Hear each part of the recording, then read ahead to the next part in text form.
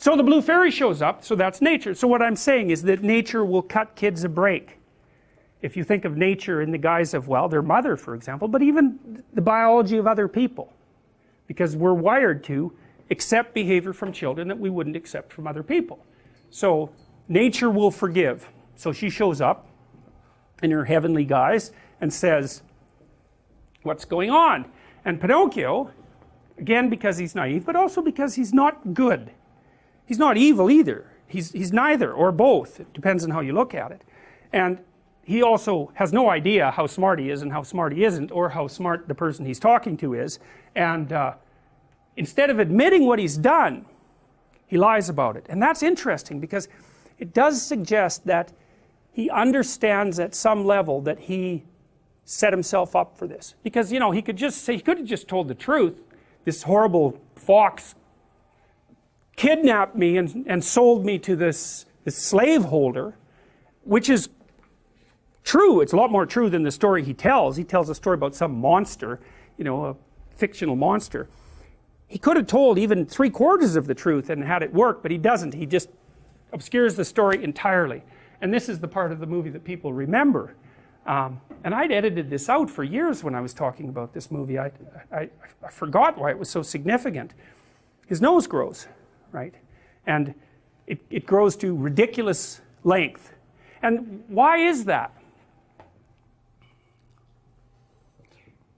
I think it was Mark Twain, Samuel Clemens, I think, who said, one of the advantages to telling the truth is that you don't have to remember what you said.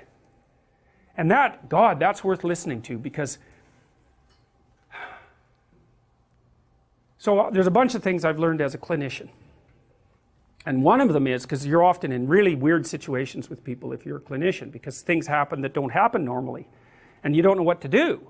And so what I've learned is I just say what's happening, whatever it is, regardless of what it is. You know, I'll just try to describe it as accurately as I can, and not worry about, in some sense, not worry about the consequences. You know, like I'm not going out of my way to cause trouble, but if you're in a really, and I'm telling you, this can save your life at times, especially if you're dealing with someone who's paranoid, who's really paranoid.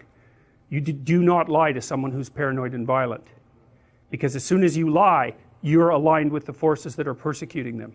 And they're going to be, because paranoia makes people hypervigilant, like they're on amphetamines.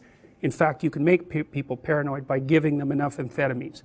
And you can make paranoid people more paranoid by giving them amphetamines.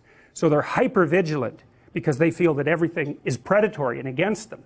And so they're watching you like you would not believe, way more than you're watching them. And if you flicker a lie while you're talking to them, and they're really on the edge, you're done.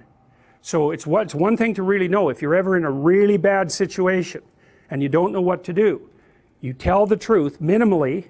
You don't disclose too much. That's just another lie. You tell the truth minimally and carefully and hopefully. And you might get out of it. You might get out of it. But if you falsify it, look the hell out. So the truth is a real mechanism of protection in dangerous situations.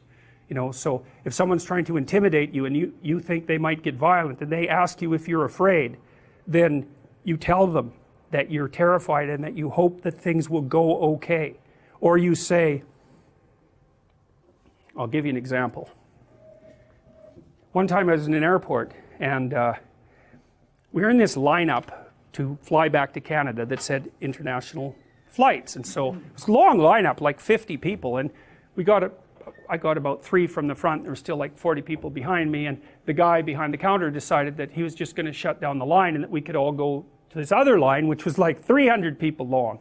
And I suggested that he not do that because we'd been standing there for half an hour, and that he could just deal with the 20 of us that were left and like have a clue. And so he called the sheriff right away. And this was down in Florida, and it wasn't that long after 9/11. And so these guys came up, and they were armed.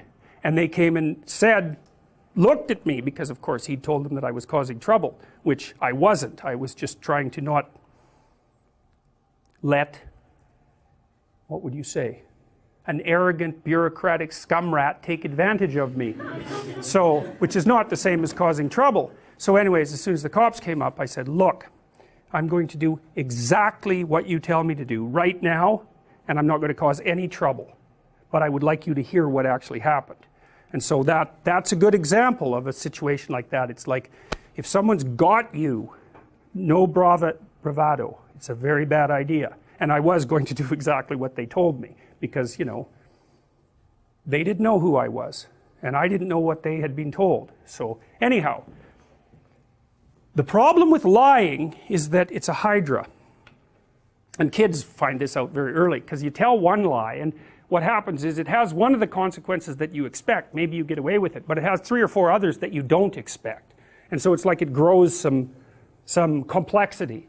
And then you have to tack a lie on each of those little complexity outcrops, and then they grow 3 more complexities, and soon this little lie turns into a great big ball of lies, and at some point it becomes painfully evident to everyone. And by that time, you're in such... You see this with politicians, like that guy who was sexting. Anthony Weiner, yeah, perfect name for him, man. It's so funny. I shouldn't make that comment because it's so obvious, but it's still funny. But, you know, that's exactly what happened to him. It's like, it wasn't even so much the event, because, you know, people are stupid, they make mistakes, and actually the public is somewhat forgiving if you say, yeah, geez, I'm a real moron, and, you know, like, really, seriously, how could I do that? But I did, and like, I'll try not to do it again. But what happens with politicians is, and I'm not speaking specifically of politicians, is they'll make an error and it gets exposed, and then they make 3 others trying to cover it up. It happened with Nixon, for example, and then the whole thing just turns into a complete scandal. And maybe they could have got out of it at the beginning by just telling the truth. It's like, yes, I'm an idiot, you know, I'll try not to do it again. Well, that isn't what happens in this case, and Pinocchio grows this elaborate series of lies, and the fairy is willing to be a little generous to him because he's little and cute and he's still a puppet, and she tells him not to do that, and that she's going to give him a pass this time, but that she isn't going to be able to intervene on his behalf again.